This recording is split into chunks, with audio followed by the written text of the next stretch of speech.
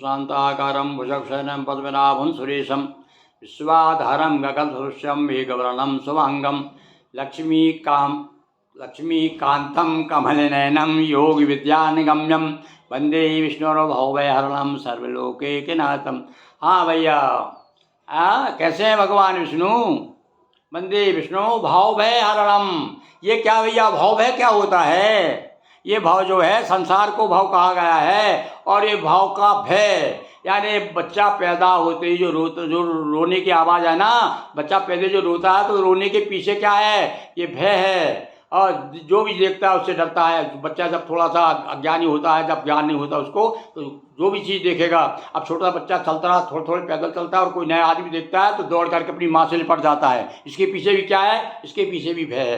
तो किस नाना प्रकार का भय, और सबसे बड़ा भय संसार का क्या है कि बार बार पुनरपि जन्मम पुनरपि मरणम, वो बार बार जन्म लेना, बार बार मरना, संसार के नाना प्रकार के और पाप कर्मों के कारण दुख भोगना, ये सब क्या है? इसके भय को दूर करने वाले कौन से देवता हैं? और वो समर्थ देवता हैं भगवान विष्णु। इसलिए कहा कि वंदे विष्णु भवभय हरणम। हे भगवान विष्णु, आप भव के भय को दूर करने वाले हैं। तो आज हम भैया पुरुषोत्तम मास का चौथा दिवस है, और चौथे दिवस में अभी षष्ठी क्रम चल रहा है। अब षष्ठी क्रम में आगे देखिए ब्रह्मा जी किस प्रकार से षष्ठी क्रम की रचना कर रहे हैं। विधि जल चेतन से प्रकट भय कुछ चेतन जीव, आगे षष्ठी न बढ़ो बढ़ी यद्यपि जीव सजीव।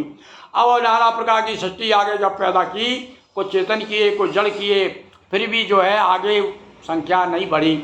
आद औलाद वंश बढ़ता है ना, जगत जी ने ऐसी स्थिति बना दी है कि आदमी अपने आप अपना वंश बढ़ाता है और वंश के प्रति बड़ा लालायित रहता है कि मेरा वंश चलता रहे।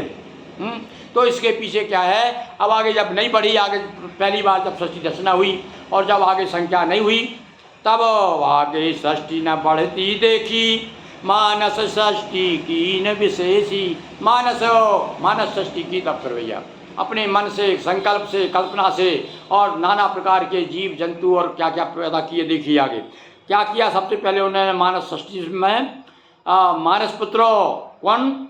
सनक सनंदन सनत कुमारा, कर न सके भ्रष्टित संसारा। सबसे पहले 4 कुमार पैदा किए ब्रह्मा जी ने, ये मानसी षष्ठी में इनके मानस पुत्र हैं। पर इनसे कहा जाओ संसार की आगे बढ़ाओ भैया, संख्या बढ़ाओ, जनसंख्या बढ़ाओ। पर ये भी जो है भगवान की भक्ति में लीन हो गए, सन्यासी हो गए, ये तो यति हो गए। और इन्होंने जब इनसे भी देखा कि संसार प्रस्तुत नहीं हो रहा है, तो ये सब देख हुए विधि क्रोधित, तभी रुद्र सिर से भय प्रगटित।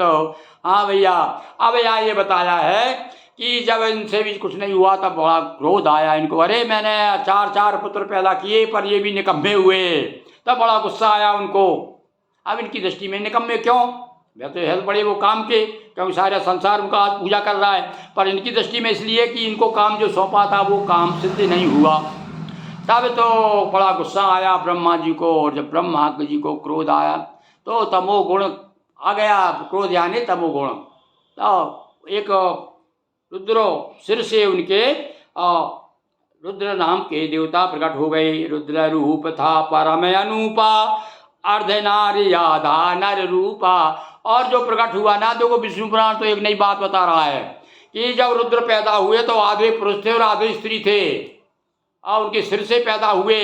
कुछ लोग तो कहते हैं कि भैया आंखों से पैदा हुए या कहाँ से हुए, अलग अलग मतांतर है, पर विष्णु पुराण तो ये कहता है कि सिर से एक रुद्र प्रकट हुए। हीन रुद्र सब भाग विभाजित, जो है 11 रुद्र सुचर्चित। और भगवान रुद्र से 11 रुद्र हुए, 11 रुद्राणी हुई, उनसे भी असंख्य रुद्र पैदा हुए, और छोटे छोटे अनेक उनके जो है संख्या बड़ी, जमात बढ़ गई उनकी। और आगे चल करके कुछ उनका एक पारा क्या कहते हैं पाशुपत मत चल गया, बहुत सारे योगी हुए। ये आगे जाकर के आप उसमें दूसरे पुराणों में कथाएं मिलेंगी। लिंग पुराण में बड़ी विचित्र विशेष कथा दी गई है।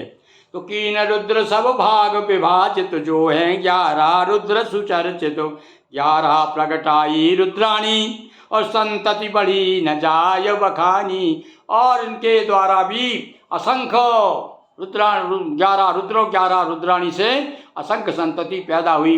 इस प्रकार से इस षष्ठी क्रम का जो तीसरा प्रसंग हमने बताया, ये चौथा दिवस चल रहा पुरुषोत्तम मास का। अब आगे आज 5वां दिवस जब आएगा उस समय फिर हम आपको आगे षष्ठी के क्रम चल रहा है, कुछ समय तक चलेगा और वो बताते जाएंगे। बोलिए उमापति महादेव की जय, सियावर रामचंद्र की जय, रमापति रामचंद्र की जय। हर हर महादेव शंभो।